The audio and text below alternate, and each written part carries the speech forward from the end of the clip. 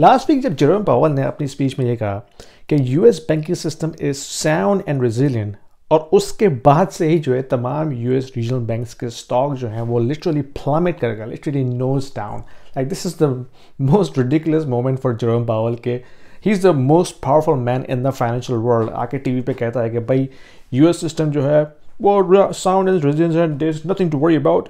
और उसके बाद से ही जो है तमाम यूएस बैंक जो हैं उनके स्टॉक्स नीचे गिरना शुरू होते हैं. एनीवे, जैसे कि मैंने पिछली वीडियो में बताया कि ये जो क्राइसिस है this is not related to और limited to one single bank. शुरू में उन्होंने कहा ना कि एसवीबी आइसोलेटेड इवेंट है guys, this is just bad management at the banking level.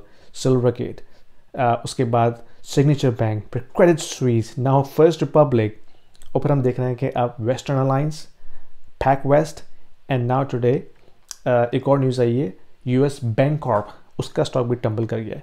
यानी कि जिस तरह मैंने आपको बताया था कि ये एक कंसिस्टेंट कंटेजियन प्रोसेस है जो कि तमाम बैंक्स को हिट कर रहा है, क्योंकि ये दो तरह से बैंक्स को मार पड़ रही है. एक तो जो इंटरेस्ट रेट के बढ़ने से जो उनका बॉन्ड पोर्टफोलियो है वो बिल्कुल कोलैप्स कर गया है, जिसकी वजह से उनके पास जो बैलेंस शीट में होल आ गया है, that is why it is being driven down. और जो कमर्शियल रियल एस्टेट जो कोलैप्स कर गई है, जो बबल था कमर्शियल रियल एस्टेट का, वो कोलैप्स होने की वजह से जो उनकी मॉर्गेज बैक सिक्योरिटीज थी that is also squeezing them. तो ये दोनों तरफ से बैंक्स को मार पड़ रही है, and there is nothing the Federal Reserve can do unless and until they drop the rates.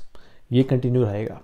अच्छा, आज बैंक ऑफ कनाडा के जो अपने टिफ मैकलम है उन्होंने भी पढ़ निकालना शुरू कर दिया. उन्होंने कहा कि यार ये जो फाइनेंशियल स्टेबिलिटी जो है डिस्टर्ब हो रही है, इसकी वजह से जो फाइनेंशियल कंडीशंस हैं वो टाइट होंगी और इन्फ्लेशन भी स्टिक ही है. That means we have to bring our rate hike programme back on the table. तो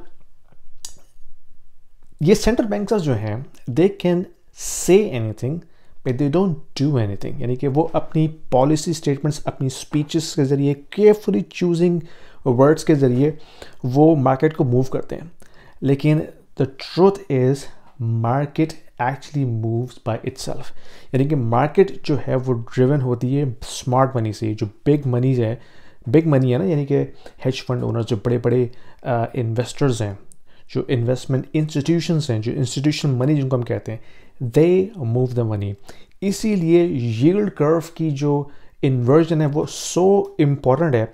यानी कि मैं कितनी बार इस चैनल पे बात कर चुका हूँ कि जो यील्ड कर्व की इन्वर्जन है that is so predictable in terms of predicting the recession coming ahead. उसने पिछले साल से बता दिया कि भाई यील्ड कर्व इन्वर्ट हो गया, that means recession can happen any time in the next 12 to 18 months. और पॉइंट इसमें यह कि ये यील्ड कर्व जब इन्वर्ट होता है तब रिसेशन नहीं आता. जब वो इन्वर्ट होने के बाद दोबारा से अपनी पोजीशन को दोबारा से चेंज करता है, this is when the economic crisis begins. ये जो बैंकिंग क्राइसिस हम देख रहे हैं, this was all predicted by yield curve inversion months ago. और उस वक्त सब इसको डिस्कार्ड कर रहे थे, कह रहे थे कि this is just garbage indicator, don't worry about it. Now we are seeing the impact. Now we're seeing the real impact in the economy. Oh, by the way, these interest rate hikes takes months or even year before it actually implement its effect in the economy.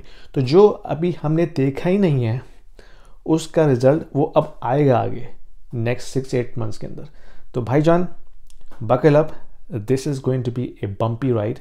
और जैसे कि मैंने कहा कि अपने finances को control में रखिए, डोंट स्पेंड अननेसेसरी, सेव कीजिए, क्योंकि आने वाला वक्त बहुत ख़तरनाक है. Thank you.